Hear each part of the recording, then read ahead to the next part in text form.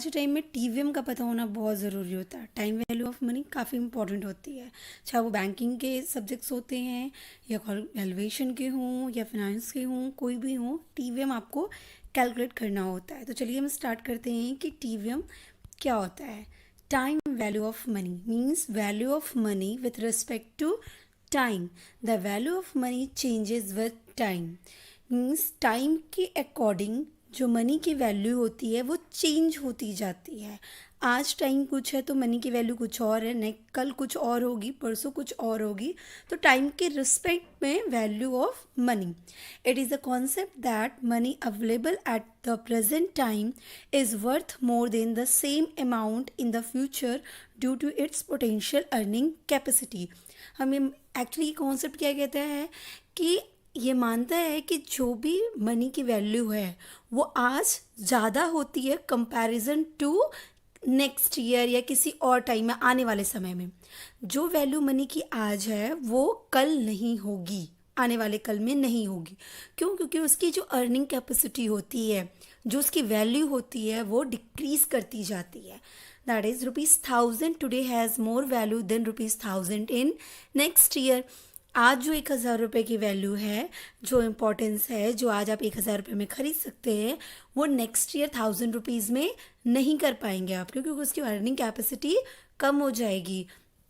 अगर मैं ही आपको बोलूँ कि आप हमसे 1000 रुपये आज ले लीजिए या एक साल बाद 1000 रुपये ले लीजिए, तो आप बट ऑब्वियस से क्या कहेंगे कि नहीं भैया आप मुझे 1000 रुपये आज ही दे दो, क्योंकि आपको पता है कि आज जो आप 1000 रुपये से कर लोगे वो अगर मैं नेक्स्ट ईयर दूंगी तो उस 1000 रुपये से आप उतने से कम ही कर पाओगे। जितना आज कर लोगे उतना आप नेक्स्ट ईयर नहीं कर पाओगे। क्यों? क्योंकि 1000 की वैल्यू क्या हो गई, आज ज़्यादा है कंपैरिजन टू नेक्स्ट ईयर। यही है time value of money. The purchasing power of money declines over time, inflationary economy. Right, ये कहता है कि जो मनी की परचेजिंग पावर होती है, मनी के थ्रू हम क्या करते हैं, परचेज करते हैं। तो मेनली मनी की पावर को हम कैसे मेज़र करते हैं, उसकी परचेजिंग पावर से। तो ये टाइम के अकॉर्डिंग क्या होती जाती है, घटती जाती है, कम होती जाती है।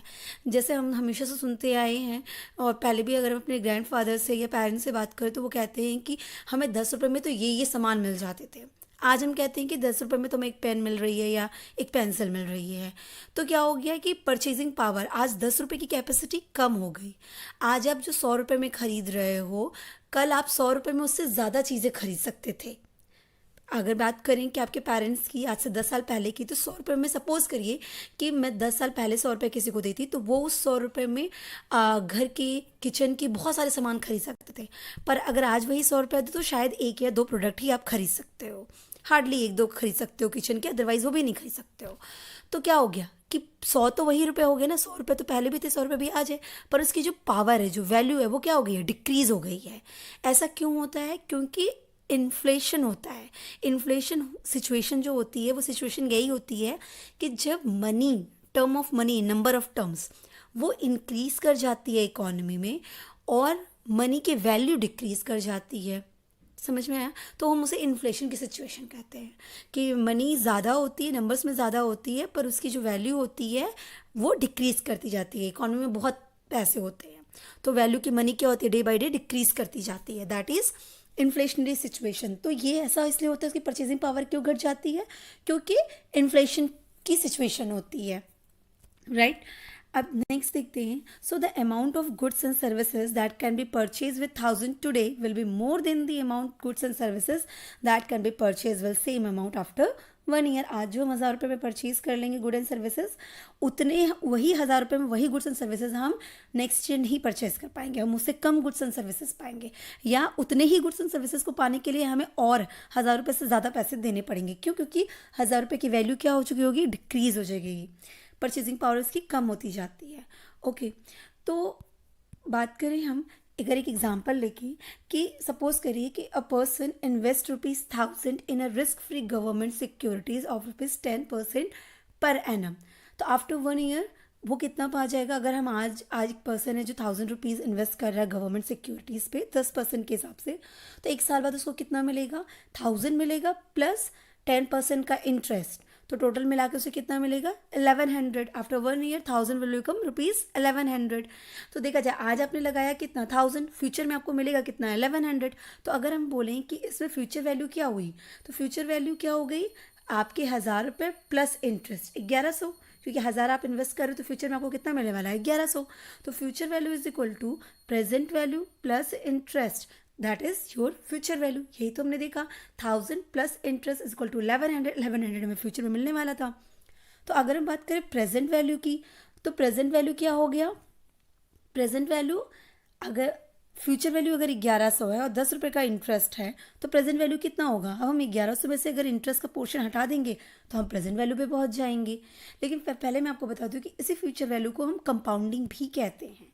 क्या कहते हैं, कंपाउंडिंग। कंपाउंडिंग क्यों कहते हैं वो हम बाद में समझ लेंगे, पर फिलहाल इतना आप समझिए कि फ्यूचर वैल्यू कैलकुलेट करने को हम कंपाउंडिंग कहते हैं।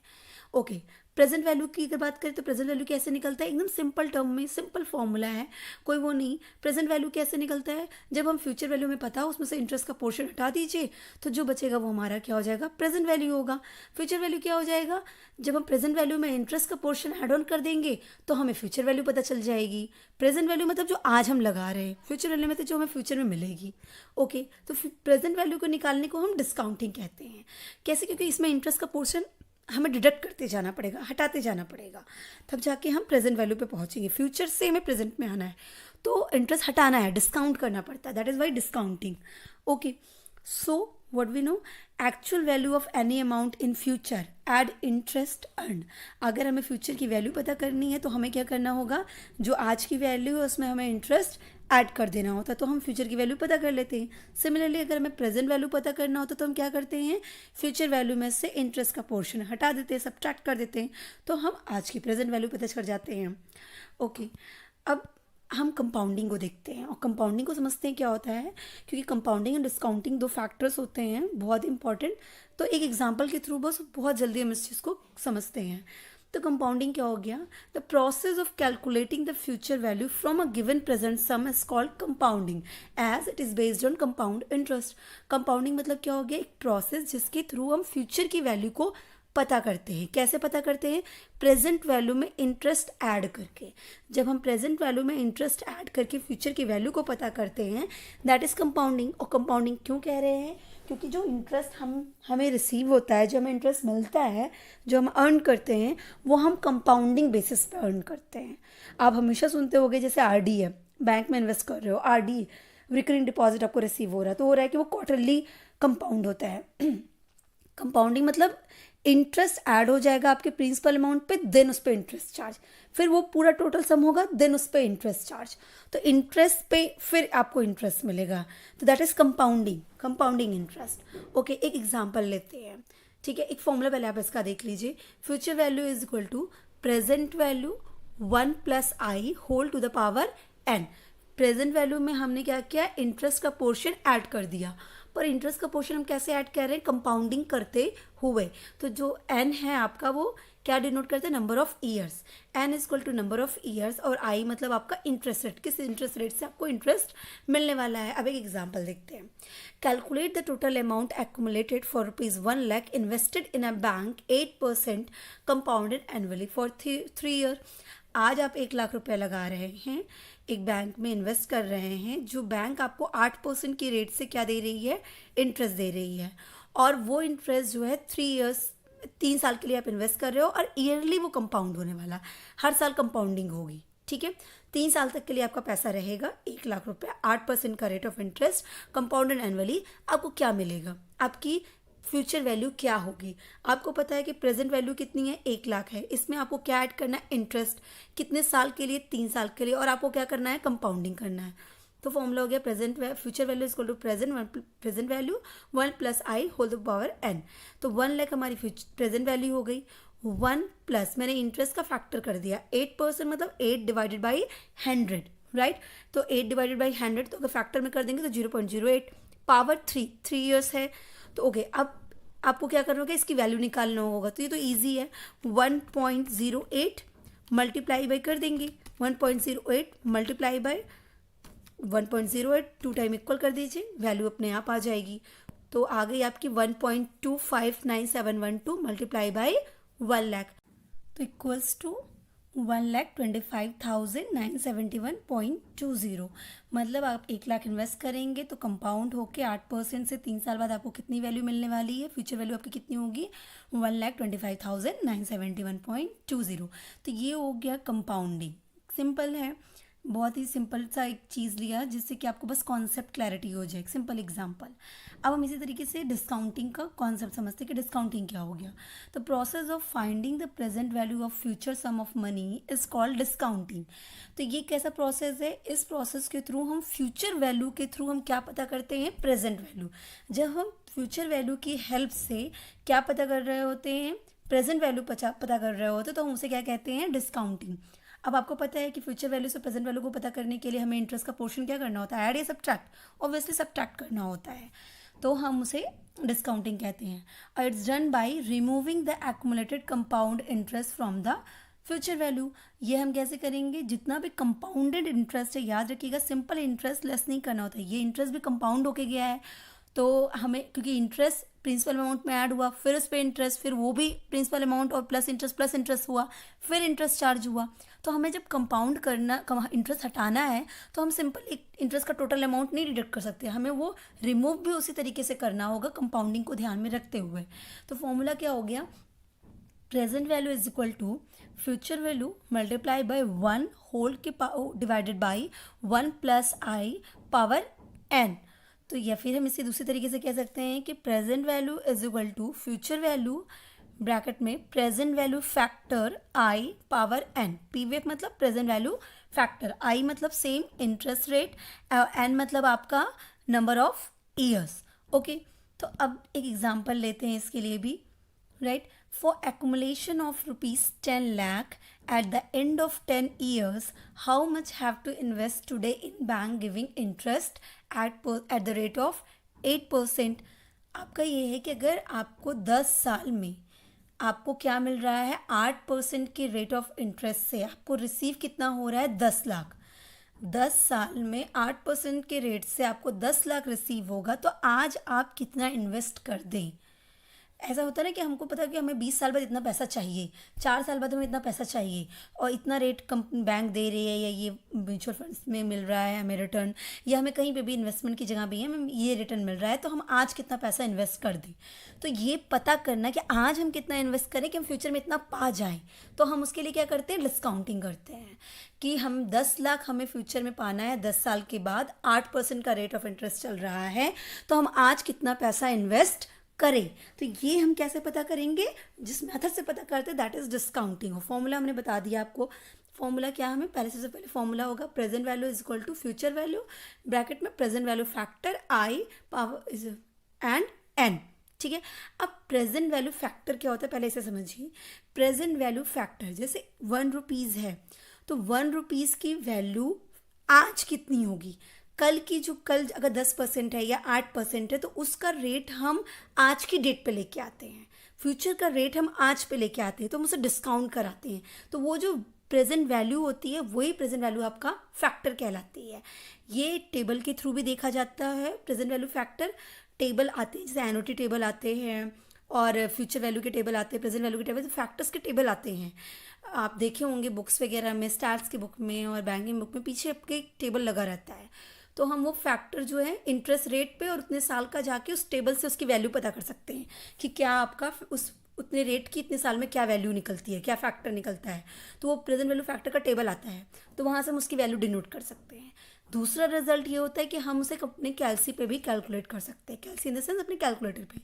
तो चलिए देखते हैं, फ्यूचर वैल्यू कितनी है, 10 लाख, फ्यूचर में हमको कितना मिलने वाला है, 10 लाख।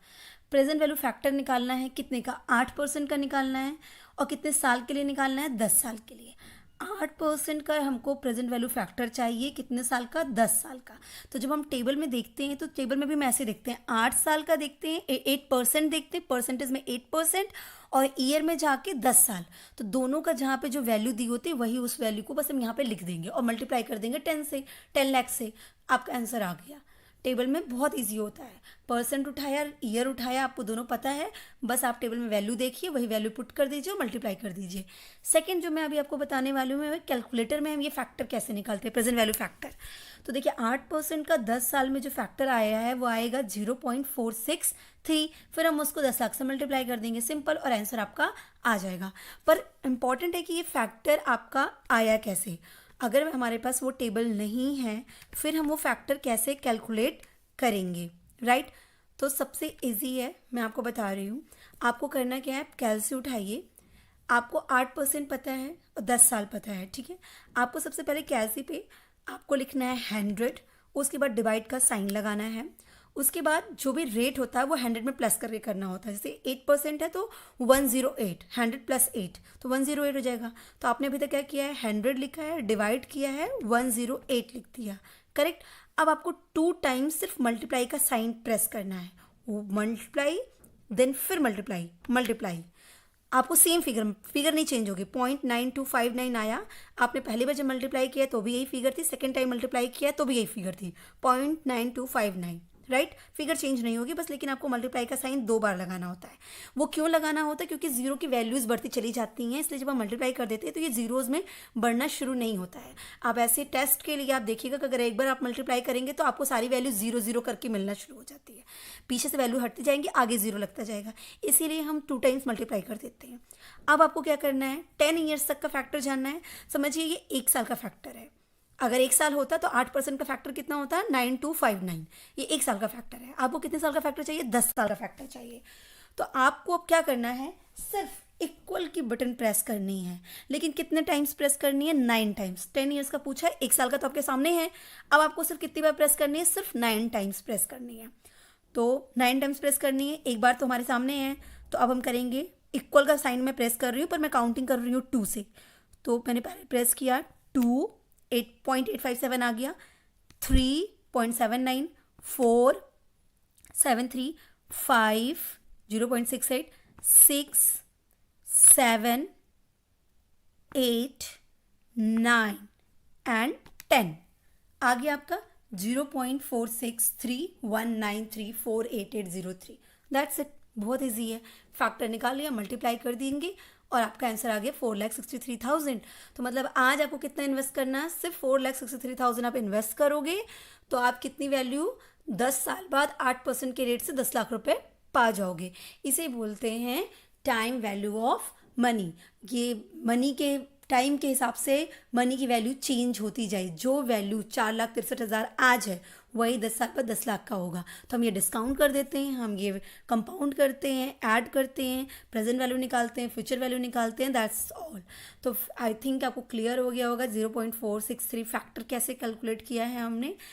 एक चीज़ और बता दें, अगर अभी आपको इसमें एनोटी फैक्टर भी एक पॉइंट आता है, आगे जब भी कभी करेंगे आप देखेंगे तो बोलता है एनोटी निकालिए, यहीं पे लिखा होता है प्रेजेंट वैल्यू एनोटी फैक्टर। जब सम अप निकालना होता है कि 10 साल का टोटल कितना होगा, एनोटी मतलब टोटल में आ जाएगा। तो आपका जो ये आया ना 10 साल में 0.463 तक आया, अब 10 साल का आपको टोटल चाहिए, एनोटी चाहिए। तो आपके कैलसी में जो जीटी की बटन होती है, जीटी लिखा होता है, आपको सिर्फ उस जीटी के बटन को प्रेस कर देना है, जो वैल्यू आ जाएगी वो आपका एनोटी फैक्टर होती है। बहुत सिंपल है। कैलसी में साइंटिफिक कैलकुलेटर तो बहुत ईजिली हो जाएगा, साइंटिफिक कैलकुलेटर नहीं है तो आप इससे बहुत ईजिली कर सकते हैं। तो आई होप आपको क्लियर हुआ होगा कि टीवीएम क्या होता है, कंपाउंडिंग एंड डिस्काउंटिंग का क्या मतलब हुआ, सिंपल टर्म में प्रेजेंट वैल्यू फ्यूचर वैल्यू क्या हो जाती है। तो wish you all the best, thank you.